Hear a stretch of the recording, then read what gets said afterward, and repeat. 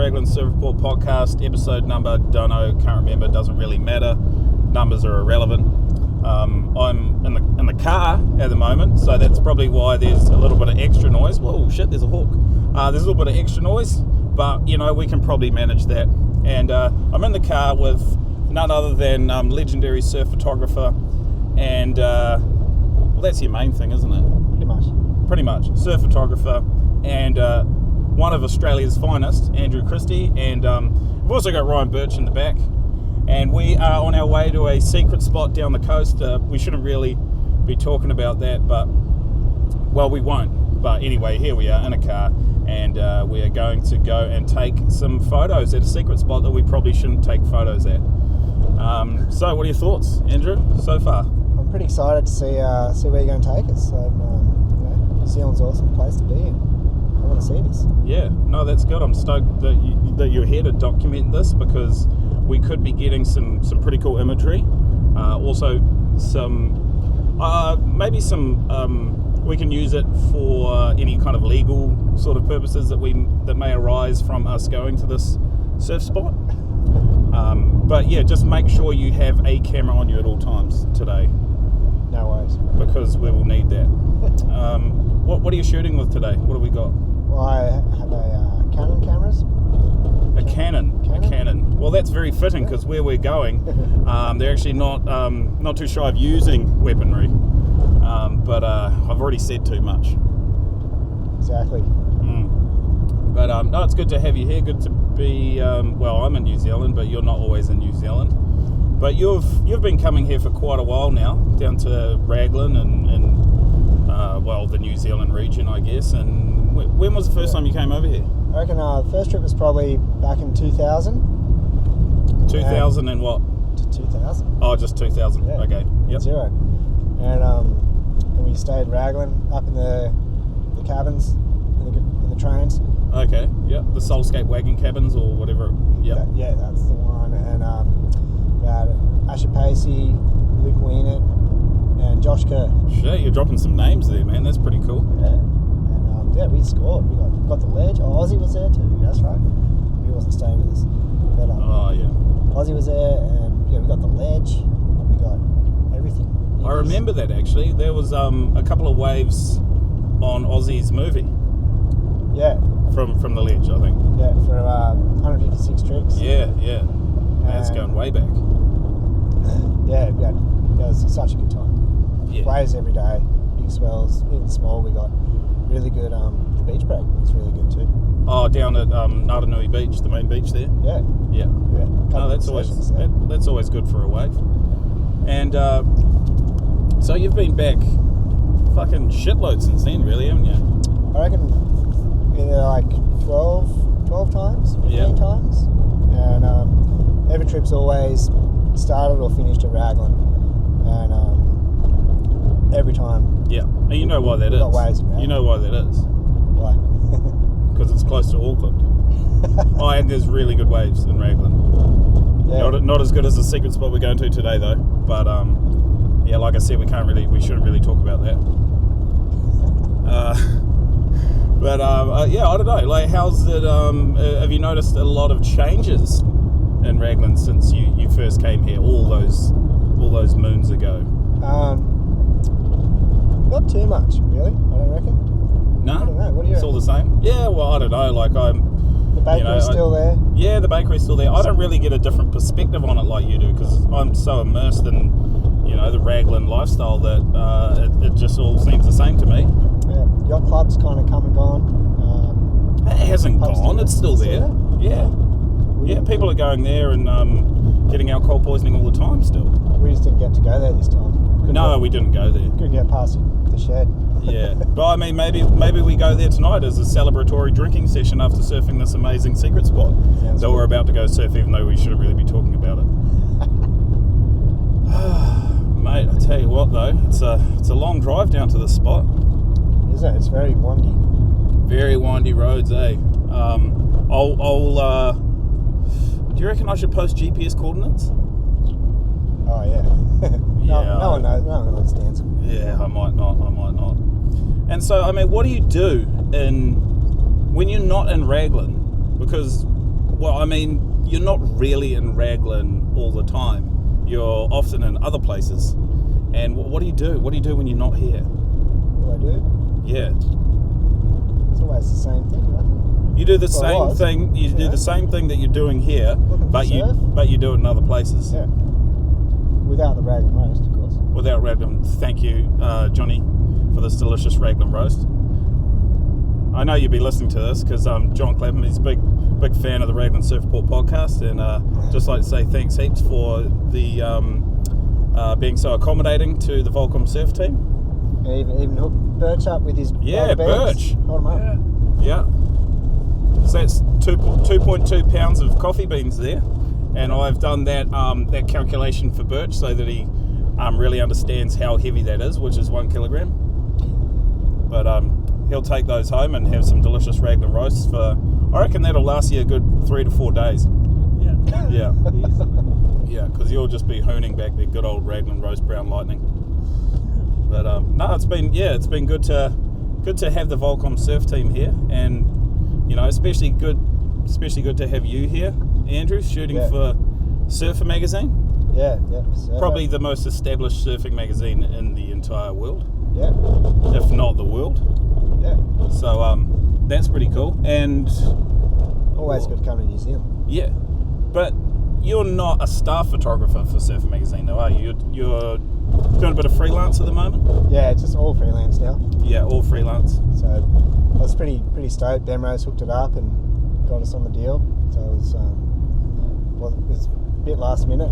Good surprise. Yeah, so how long from... See you later. Oh, see you later. That was just my speaker telling us that it was going away. But yeah, anyway, so how long did you know that you were coming here before you jumped on the plane and flew the arduous journey of 3 hours to Auckland Airport? For a week. Had a week's notice. So you knew a week? Yeah. So a couple of days to get ready. And then, it was a tough flight. Like, Jetstar, there's no TV. Oh, shit, no TV? Heavy. Well, I mean, it is 2018 and everyone has their own portable entertainment device. Yeah. But you don't have a telephone? I do. You do? Okay. Yeah. I just chillaxed. Oh, okay, that's cool. Candy Crush, man, that's what you need for flights. Have you played Candy Crush before? A little bit. Yeah, most addictive game I've ever played. I started seeing candy. I'd close my eyes and all I'd see is candy, like trying to line up lines of candy. And it fucked with me. I'd close my eyes and that's what I saw. I heard it's like an actual thing, like to have Candy Crush phobia. Phobia? Oh. I don't think it's phobia. It's a pure addiction. Yeah. Yeah, because I don't think I have an addictive personality, but I felt myself slowly falling into that trap of being addicted to playing Candy Crush. So I haven't brought myself to deleting it, but I'll see how I go. I might have to. What's the most extreme place you've played Candy Crush? Well, I only really play it on the shitter, so that would be the most extreme and the only place where I ever play Candy Crush. So I do have long poos. Because otherwise if I get off the toilet then I'm not going to play Candy Crush. So it's a double-edged sword. Yeah, but I mean there's more to life than Candy Crush. And what do I want to ask you? Oh yeah.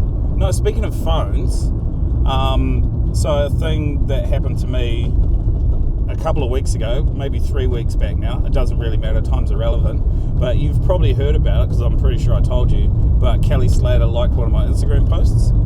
Yeah. And it's pretty much been the talking point of basically every conversation I've had with anyone since that happened. And I know that a lot of people don't get any kind of interaction with Kelly Slater on social media. But I was thinking that maybe because you've been around the traps for like years and you've probably shot Kelly Slater before, has he ever liked one of your photos on Instagram? I think I got one comment once on a wave of Fiji. Really? Yeah. A wave of him? No. It was just that big, gnarly, empty wave that came through in that big swell in 2012. Oh, the one that Blakey had to bail? Yeah, the one Blakey thought he was going to eat it on. Yeah. Yeah, I remember Blakey telling me about that and he said he almost died. Yeah. Actually, if it didn't get anyone, but if it had got someone, that would have been a lot of trouble. that thing was a monster, absolute monster. Huge, and it was just top to bottom. And when the wave went past, you could see it actually like the whitewash was had all this black stuff in it, like it just chewed the reef. It was that, because it would have hit the bottom, like hit the reef and picked up everything that was on the reef. It was just going square, and definitely that was probably one of the most,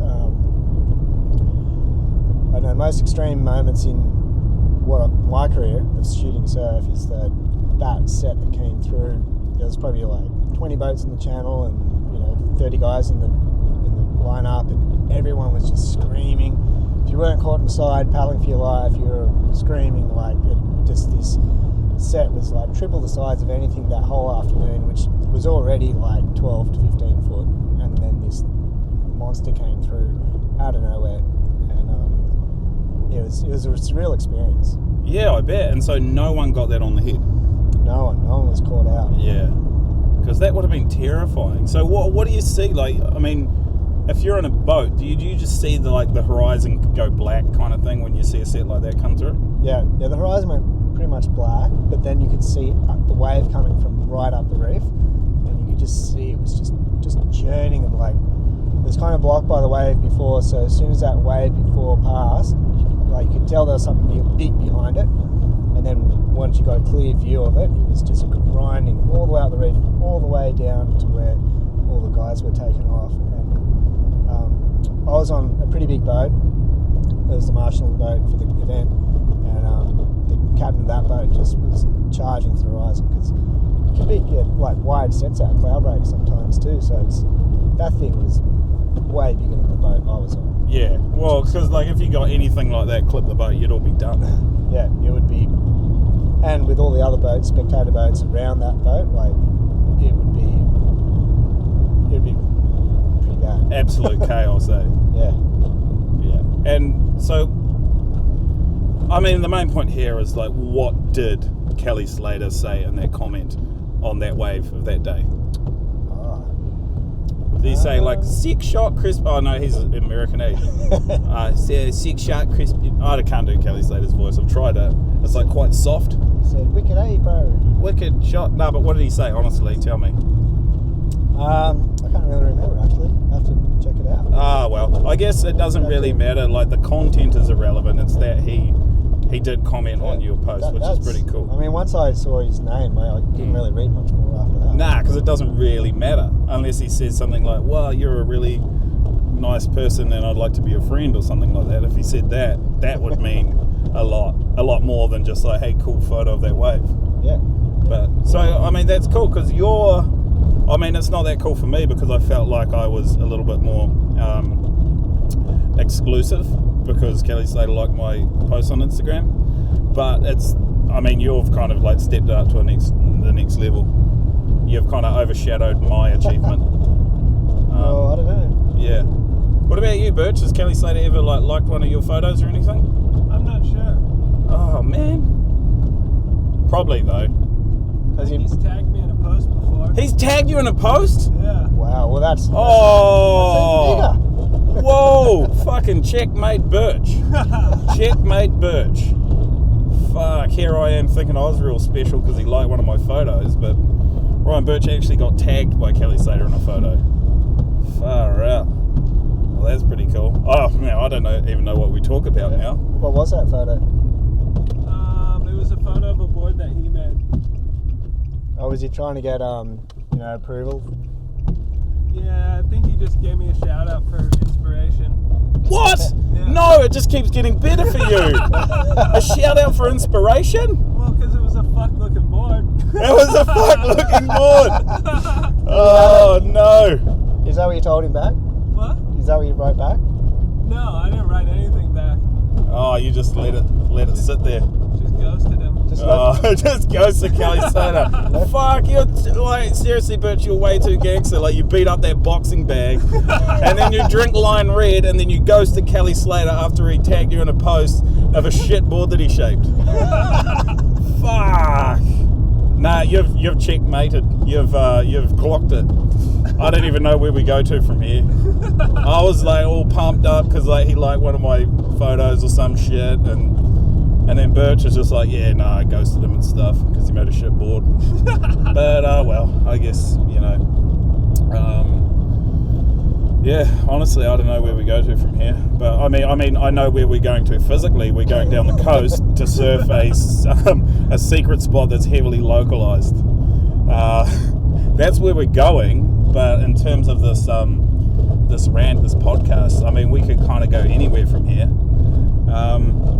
Shit, there was something I wanted to ask you, Andrew. I just can't remember what it was. It's on your napkin? It was on my napkin, because I had my napkin and I had a whole bunch of notes. But now that we're in a car, I can't really pull the napkin out and go back to what my notes were. But, I mean, do you have any questions for me, possibly? What about... Fuck, you're taking ages. Come on. This is dead air. Yeah, I'm just trying to get over the Kelly thing. Yeah, I know. It's pretty hard to get over that. I don't know how we're going to come back, because I feel like we've hit the peak right now with what Birch just told us. Climaxed. Yeah. So tell us about the start of your surfing career. Start of my surfing career? Yeah. Well, I think you'll find, Andrew, the funny thing is that I don't and never had a surfing career. I was just one of those guys on the outskirts of professional surfing who was trying to nudge his way in there, but just didn't quite make it. So I tried to hold on to any kind of relevance by making things such as this podcast and stupid videos about surfing. So that's kind of where it started, and, well, it didn't start, that's just where it's sitting. That's where it's at. Yeah. But, no, it's been good, actually, the last week, hanging out with the whole Volcom surf team. Obviously, Birch and Ozzy and Noah and Mitch and all those other guys that were trying to do their job but not really doing their job right because I just wake up too late. But it's been really good because I really enjoy surfing with really good surfers because it pushes my surfing, and I learn a lot. I couldn't really tell you what I learned, but it's definitely up there somewhere. I guess I learned a little bit about surfboard design and surfboard shaping, well, not shaping, but just design off Birch. Yeah. Are you going to take any of that into your next board? No, I'm not. I'm just going to continue to ride just a thruster, 6 foot, 32. I actually probably need 34 litres now because I'm kind of tipping the scales at about 96 kgs, which is about 250 pounds or something. But yeah, it's just been good to see, guys ride different kind of boards and how they make them work and how they fit into the wave and so on and so forth. And was that a whole bunch of nappies on the road back there? That was a whole bunch of nappies. That's fucking revolting. We're clean green New Zealand, but then at the same time there's stuff that just makes you shake your head and say tisk tisk. Yeah, so I reckon we've probably only got between 20 minutes and 2 hours and 30 until we get to the secret spot. So it could be anywhere. I mean, yeah, I don't really know where it is. I'm just following the car in front. I don't know. Are you guys excited to surf what possibly could be the best left-hand point / right-hand reef break / mushy beach break in New Zealand? Very excited. It's a beautiful drive anyway. Yeah, it's very scenic. And it's I mean, if you want to stop and take like scenic photos of anything, just let me know. Because I mean that's what photographers do, isn't it? Like just trying to find the best kind of scenery, is it? Because it's all about scenery now, isn't it? Yep. And surf photography? It's all about the beauty, landscape. So what do you think has changed in surf photography? Like if I look at it now, it's more 80% the surrounding area, like backdrop, and then like 5% wave, 3% watercolor, 2% surfer. Would that be? That's probably wrong, but is that kind of more how it is now than just like a tightly framed shot of some guy doing an air? Yeah. Well, you pretty much answered the question there. I fucking answered it. Holy shit, I'm onto it. I'm on fire today. That's what happens when you have 3 cups of coffee. The brown lightning. Lightning. Yeah. So, well, when I started, like it was definitely more about tight action shot. Backgrounds weren't, they were cool, but it wasn't quite as much as the image. And now it's definitely, the complete picture is getting a good background, good action, really colourful, and rinse and repeat. Rinse and repeat. Yeah, I've totally noticed that, and it's less about. Remember, it used to be about getting these amazing fisheye shots as well, like for water photography. But now it's like more about pull back, and you see someone in a barrel, and then there's like, some hills with some snow, and there's like a lion roaring on one of the hills, and there's like a couple of leprechauns, and there's a rainbow coming to the leprechauns in a pot of gold or some shit. But it's like, it's more about that now than just getting like a nice tight fisheye barrel shot or a guy doing an air reverse or something. Well, I think one of the Rebel Loom events with the photography competition they have, the winning shot that Chris Burkhardt took was actually a really pullback shot of like left on a mountain range, and the wave was just hitting this huge bit of backwash, and the guy was just dropping in, but it had amazing colour, and that ended up winning the whole event. But yeah, the guy was just taking off. Yeah, no, that guy takes some pretty epic photos, eh? Yeah, so, but that definitely, that was a couple of years ago now, and that definitely, just kind of set the precedent in a way of where photography it's been going, and now with social media and digital cameras as well, like the learning curve is massive, and a lot of guys are picked up on that, and there's a lot of good shooters out there now. Yeah, and do you think with the technology, how far it's come in the last few years, that it's more about creativity and getting the composition and the actual subject as opposed to, I don't know, just having a good camera? I think there's a mix. Definitely, content wins overall, and you can have the best camera in the world and still take a crappy photo. But there's guys that don't have great gear and they can do some amazing work. And, but yeah, it's the end image overall that wins. What's that, sorry? It's the end, like getting the shot in the end. Oh, getting the shot. Yeah, it's all about getting the shot. Oh, look out. Oh shit, here we go. I think we may have come across some sort of crash here on the road. Oh no, old mate just ran out of gas. Rookie mistake. Rookie mistake. But either that or like someone's maybe run him off the road because he's trying to get to the secret spot that we're going to right now. Quite likely. Yeah, I'd say that's probably more likely. But it might have been an ambulance there, not a tow truck. Yeah, that's true. What do you think the future holds for surf photography? Do you think eventually it'll just become, artificial intelligence and people won't even take photos? It'll just be robots with cameras stuck to their heads taking all the photos? Well, you never know. Like where drones and phone technology can go, and people doing selfies. Everyone will shoot their own photos, and you won't need photographers, and you'll have maybe you'll have a drone that follows you and shoots photos of you and your mates. Yeah. Everyone's got their own drone. Yeah, everyone's got a drone. Do you have a drone? No. Shit, I've got a drone. I'm a step ahead of you. Oh, no. You better up your game. But no, that's scary actually. I don't know about artificial intelligence. I'm pretty sure it's going to take over the world, and soon we'll be on. We won't even have to go surfing soon because there'll be boards that just have artificial intelligence that are connected directly to our brains, and those boards will just surf a wave, and then we'll get that feeling of stoke in our heads somehow. Yeah, with foils. Yeah, with foils. Hopefully that doesn't happen, but you never know. It could do.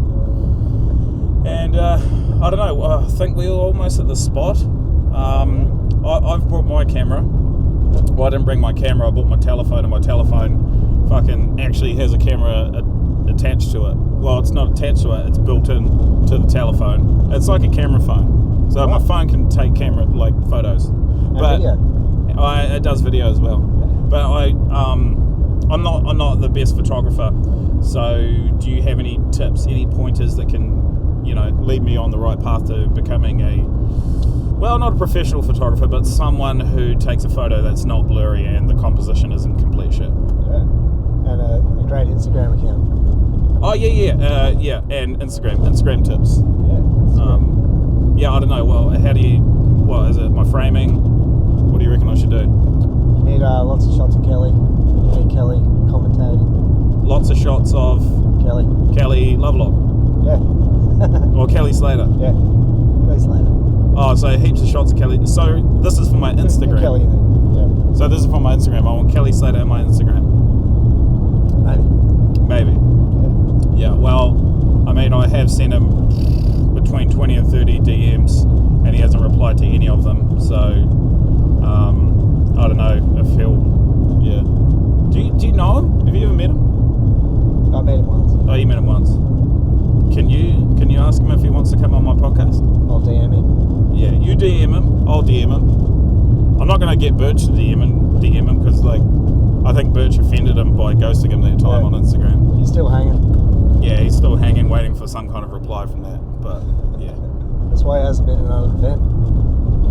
is that why? Yeah, still waiting. Faded. He's like sitting by his phone. Waiting. Yeah. Oh well. Hey, thank you for just talking a whole bunch of shit, but mainly listening to me talk a whole bunch of shit because I've had 3 to 4 coffees today and I'm fucking toasted. You've done a good job. Yeah, thank you. And let's hope that it all goes smoothly at the secret point that we're going to that we shouldn't talk about. I can't wait. Yeah. All right. Cheers, mate.